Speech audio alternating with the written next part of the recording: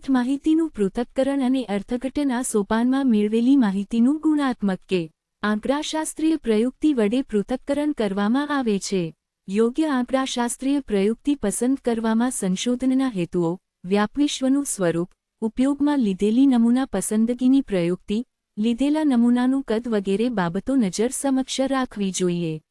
આ ઉપરાંત માપન હેઠળના સ્વતંત્ર અને પરતંત્ર ચલોની સંખ્યા, તેમની માપનકક્ષા, સમધારણતા, ખંડિત કે અખંડિતપણું અને સંબંધિતપણાને ધ્યાનમાં રાખીને જ યોગ્ય પસંદગી થઈ શકે. શાબ્દિક કે દશ્ય સ્વરૂપની માહિતીના ગુણાત્મક પૃથક્કરણ માટે સંશોધક પાસે અનાત્મલક્ષિતાનો ગુણ હોવો અતિ આવશ્યક છે.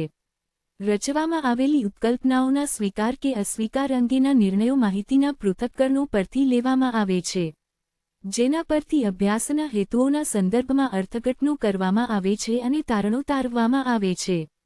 નવ સંશોધન ફલિતાર્થોની તારવણી. સંશોધનના પરિણામ પરથી ફલિત થતા સૂચન કે ફલિત થતી ભલામણને સંશોધન ફલિતાર્થ રિસર્ચ ઇમ્પ્લિકેશન કહેવામાં આવે છે. સંશોધકે માત્ર પોતાના સંશોધનના પરિણામોને આધારે જ તેમ જ પોતાના સંશોધનના વ્યાપના સંદર્ભમાં જ સંશોધન પરિણામોનો ઉપયોગ કરવાના સંદર્ભમાં ભલામણો સૂચવવી જોઈએ. આવશ્યક સુધારણા કરવાના હેતુથી કરવામાં આવતા સૂચનો કે જેનો અમલ કરવો વ્યાવહારિક રીતે શક્ય હોય તો તે વધુ આવકાર્ય બને છે. 10 સંશોધન અહેવાલનું લેખન. આ અંતિમ સોપાન પણ સંશોધકને માટે બોજારૂપ છે. સમગ્ર સંશોધન કાર્ય પૂર્ણ થયા બાદ શાસ્ત્રીય રીતે અહેવાલ કેમ લખાય તેની આવડ તો નવા સંશોધકો પાસે ન હોય તે સ્વાભાવિક છે. થીસીસ કે ડિઝર્ટેશન રૂપે